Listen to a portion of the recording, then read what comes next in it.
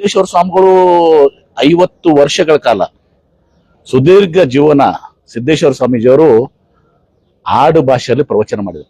ಯಾವ ಭಾಷೆಯಲ್ಲಿ ಮಾಡ್ತಿದ್ರು? ಸಿದ್ದೇಶ್ವರ ಸ್ವಾಮೀಜಿಯವರು ಯಾವ ಭಾಷೆ ಮಾಡ್ತಿದ್ರು? ಆಡು ಭಾಷೆಯಲ್ಲೇ ಪ್ರವಚನ ಮಾಡ್ತಾ ಇದ್ರು.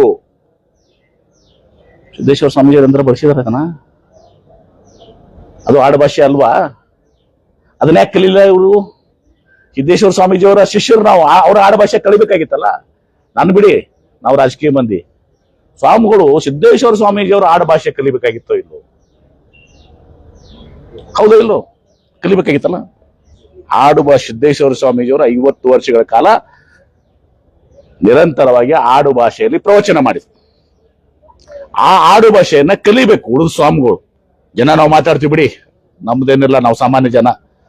ಅದ ಧಾರ್ಮಿಕ ಗುರುಗಳು ಮತ್ತು ವಿಶೇಷವಾಗಿ ಅವರಲ್ಲಿ ಬೆಳೆದಂತವ್ರು, ಅವರ ಬಗ್ಗೆ ಅಭಿಮಾನ ಹೊಂದಿದಂಥವ್ರು, ಅವ್ರ ಜೊತೆ ಬೆಳೆದಂಥವ್ರು.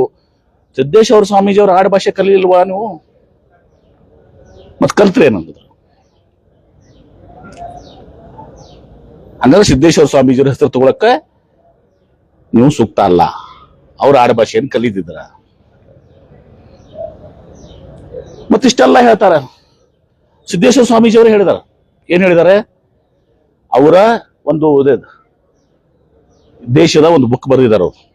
ಏನ್ರಿ ಸಿದ್ದೇಶ್ವರ ಸ್ವಾಮಿಗಳು ಏನ್ ಬುಕ್ ಬರೆದ ಅಂದ್ರೆ, ಜಾಗತಿಕ ಧರ್ಮಗಳು, ಅವತರ ಸಾರಗಳು, ಸೂತ್ರಗಳು, ಧಾರ್ಮಿಕ ಜಾಗತಿಕ ಧರ್ಮಗಳು, ಅವತರ ದೇಶಗಳು ಏನೋ ಬರೆದಿದ್ದಾರೆ. ಮೊನ್ನೆ ನೋಡಿದಾರೆ, ನನಗೆ ಯಾರೋ ಕಳಿಸಿದ್ರು, ಬುಕ್ಕನೇ ಕಳಿಸಿದ್ರು ನನಗೆ, ಸಾರಾಂಶಗಳು.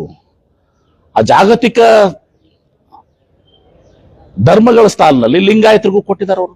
ಲಿಂಗಾಯತ ಧರ್ಮಕ್ಕೂ ಕೂಡ ಜಾಗತಿಕ ಧರ್ಮ ಅಂತ ಹೇಳಿ ಸಿದ್ದೇಶ್ವರ ಸ್ವಾಮೀಜಿಯವರು ತಮ್ಮ ಪುಸ್ತಕೆಯಲ್ಲಿ ತಾವೇ ರಚಿಸಿದಂತ ಪುಸ್ತಕದಲ್ಲಿ ಹಾಕಿದ್ದಾರೆ. ಏನಂತ? ಲಿಂಗಾಯತ ಒಂದು ಜಾಗತಿಕ ಧರ್ಮ. ಅದರ ಸಾರಾಂಶ ಏನು? ಇತರ ಧರ್ಮಗಳ ಬಗ್ಗೆನೂ ಬರೆದಿದ್ದಾರೆ, ಇದರ ಜಾಗತಿಕ ಧರ್ಮಗಳ ಬಗ್ಗೆ. ಆದ್ರೆ ಸಿದ್ದೇಶ್ವರ ಸ್ವಾಮೀಜಿಯವರು ರೆಕಗ್ನೈಸ್ ಮಾಡಿದಾರ ಲಿಂಗಾಯತ ಒಂದು ಜಾಗತಿಕ ಧರ್ಮ ಅಂತ ಹೇಳಿ, ಜಾಗತಿಕ ಧರ್ಮದಲ್ಲಿ ಒಂದು ಅಂತ ಹೇಳಿ. ಅದರ ದೇಶಗಳೇನು, ಸಾರಾಂಶಗಳೇನು ಅಂತ ಹೇಳಿ ಶೇರ್ ಮಾಡ್ತೀನಿ, ಕಳಿಸ್ತೀನಿ ನಿಮ್ಗೆ. ಅದನ್ನ ಕಳಿಸ್ತೀನಿ, ಅದನ್ನ ಬೇಕಾದ್ರೆ ಒಂದು ಬುಕ್ಕನ್ನೇ ಕಳಿಸ್ತೀನಿ ನಿಮ್ಗೆ ಎಲ್ಲರಿಗೂ.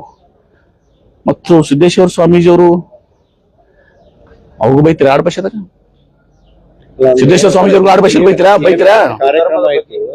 ಅಲ್ಲಿ ಅದು ಮಾಡಿದ್ದು ಯಾರು ಅದನ್ನ ಇದು ಮಾಡ್ತಾ ಇಲ್ಲ. ಈಗ ನೀವು ಮಾಡಿದ್ ಹೇಳಿ, ಈಗ ಆ ವಿಷಯ ಇಲ್ಲ. ಹಂಗ ಮಾತಾಡಿದಕ್ಕೆ ಈ ರೀತಿ ಮಾಡಿ ಮಾತಾಡ್ಬೇಕಾಯ್ತು. ಹೌದಾ?